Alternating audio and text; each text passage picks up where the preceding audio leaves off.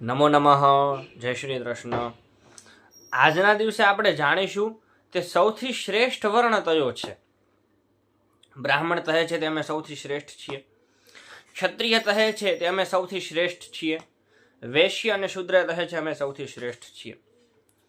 આજે આપણે વેદોને જોઈએ, પુરાણોને જોઈએ અને મત લઈએ તે સૌથી શ્રેષ્ઠ વર્ણ કયો છે. શુક્લયજુર્વેદના 31મા અધ્યાયમાં મંત્ર આવે છે પુરુષ સૂક્તની અંદર.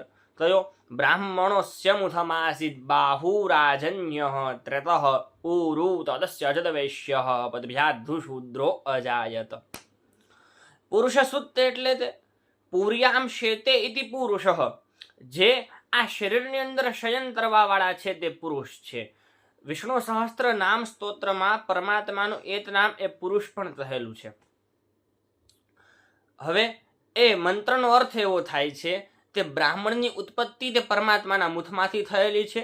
બ્રાહ્મણોસ્ય મુખમાસીદ બાહુ રાજન્ય, અર્થાત આ બાહુમાંથી એ ક્ષત્રિયની ઉત્પત્તિ થયેલી છે. જાંઘમાંથી ઉરુ તદસ્ય જદવૈશ્ય, આ જાંઘમાંથી વૈશ્યની ઉત્પત્તિ થયેલી છે. અને પરમાત્માના શ્રી ચરણોમાંથી એ શૂદ્રની ઉત્પત્તિ થયેલી છે. સૌ પ્રથમ આપણે એ જાણીએ તે તોની ઉત્પત્તિ એ કયા સ્થાનમાંથી અથવા તો કયા અંગમાંથી થયેલી છે તે મહત્વનું નથી. મહત્વનું એ છે તે પરમાત્માના આપણે મૂળ ભાગ છીએ. આપણે બધા તે પરમાત્માના અંશ છીએ અને પરમાત્મા એ આપણા અંશી છે, અર્થાત જેનામાંથી આપણી ઉત્પત્તિ થયેલી છે. જે મુથમાંથી બ્રાહ્મણની ઉત્પત્તિ થયેલી છે તે જ મુથમાંથી અગ્નિની પણ ઉત્પત્તિ થયેલી છે. આગળના મંત્રમાં વર્ણન આવે છે તે મુથા દગ્નિ રજાયત, અર્થાત તે મુથમાંથી ઉત્પત્તિ થયેલી છે અગ્નિ નારાયણની. હવે આગળ જોઈએ તો પૃથ્વીની ઉત્પત્તિ અને શૂદ્રની ઉત્પત્તિનું સ્થાન એક જ છે. શું? ભગવાનના શ્રી ચરણોમાંથી પૃથ્વીની ઉત્પત્તિ થયેલી છે. મંત્રમાં વર્ણન આવે છે તે પદભ્યામ ભૂ મૃત્યુષઃ, અર્થાત પરમાત્માના પદમાંથી એ પૃથ્વીની ઉત્પત્તિ થયેલી છે. અને પૃથ્વીનો મૂળ ગુણ તે શું છે? તે ક્ષમાનો ગુણ છે. માતા ભૂમિ પુત્રોહમ પૃથિવ્યા, આ ઉપનિષદોનું વર્ણન છે. ઉપનિષદોમાં વર્ણન છે તે મારી માતા તે પૃથ્વી છે અને હું એમનો પુત્ર છું. અને બ્રાહ્મણનો લક્ષણ પણ ક્ષમાનો છે. ભગવાન શ્રી કૃષ્ણ ગીતાજીમાં કહે છે ક્ષમો દમસ્તપ શૌચમ શાંતિરાર્જવમેવ ચ જ્ઞાનમ વિજ્ઞાનમાસ્તિત્યમ બ્રહ્મકર્મ સ્વભાવજમ. આ બ્રાહ્મણના લક્ષણો છે. એમાં બ્રાહ્મણનો ગુણ એ ક્ષમાનો છે. જે સ્થાનમાંથી અગ્નિની ઉત્પત્તિ થયેલી છે તે જ સ્થાનમાંથી બ્રાહ્મણની ઉત્પત્તિ થયેલી છે.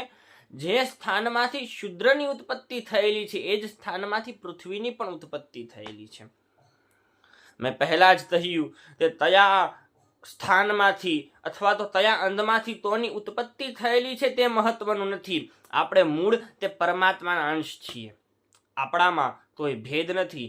આપણે સૌ એક જ છીએ. શ્રીમદ ભાગવતજીના એ દ્વિતીય સ્કંધમાં વર્ણન આવે છે. આ જ મંત્રના અર્થવાળો એક શ્લોક છે. પુરુષસ્ય મુથમ બ્રહ્મ ક્ષત્રમેતસ્ય બાહવઃ ઉર્વોર્વેશ્યો ભગવતઃ પદભ્યામ શૂદ્રોભ્ય જાયત. મનુસ્મૃતિમાં પણ આ જ પ્રકારના અર્થવાળો એક શ્લોક છે. લોતાનામ તુ વિવૃદ્ધ્યર્થમ મુથ બાહુરુપાદતઃ બ્રાહ્મણમ ક્ષત્રિયમ વૈશ્યમ શૂદ્રમ ચ નિરવર્તયત. અર્થાત કહેવાનો તાત્પર્ય બધા જ શ્રેષ્ઠ છે, કારણ કે આપણે બધા એ પરમાત્માના અંશ છીએ. ઉપનિષદો કહે છે વયમ અમૃતસ્ય પુત્રાહ. ન્યા અહમ શબ્દ નથી. અહમ શબ્દ એ પોતાના માટે વપરાય છે સંસ્કૃતમાં, મારા માટે, હું. ન્યા આવામ શબ્દ પણ નથી, અર્થાત અમે બે. ત્યાં વયમ શબ્દ છે, અર્થાત અમે બધા, આપણે બધા તે પરમાત્માના અંશ છીએ. અને આપણી સંસ્કૃતિ, આપણી હિન્દુ સનાતન સંસ્કૃતિ એ ભેદ પાડવા વાળી નથી. વર્ણ વ્યવસ્થા એ જરૂરી છે. કારણ કે ભગવાન શ્રી કૃષ્ણ ગીતાજીમાં અર્જુન પ્રશ્ન પૂછે છે લુપ્ત પિંડો દત્તત્રિયા, અને વર્ણશંકરની ઉત્પત્તિ થાય આગળ. એટલા માટે થઈને વર્ણ વ્યવસ્થા તે જરૂરી છે. પણ આપણે બધા એક જ છીએ. શું? પરમાત્માના અંશ છીએ. આપણી સંસ્કૃતિ એ સમદચ્છધ્વમ સમવદધ્વમની આપણને શીખવાડે છે. આપણી સનાતન સંસ્કૃતિ એ આપણને સર્વે ભવંતુ સુખિનઃ સર્વે સંતુ નિરામયાઃ સર્વે ભદ્રાણિ પશ્યન્તુ મા કશ્ચિદ દુઃખભાગ્ ભવેત. આ આપણી સંસ્કૃતિ એ આપણને શીખવાડે છે. એટલે આપણે સૌ એત થઈને રહીએ અને આપણી બધા એ હિન્દુ સનાતન સંસ્કૃતિ માટે એત થઈએ અને ભારતને ફરી એકવાર હિન્દુ રાષ્ટ્ર તરફ લઈ જઈએ. તો આવા નવા વિડીયો માટે અમારી આ યુટ્યુબ ચેનલને આપ લાઈક, શેર અને સબસ્ક્રાઈબ કરજો. જય શ્રી કૃષ્ણ.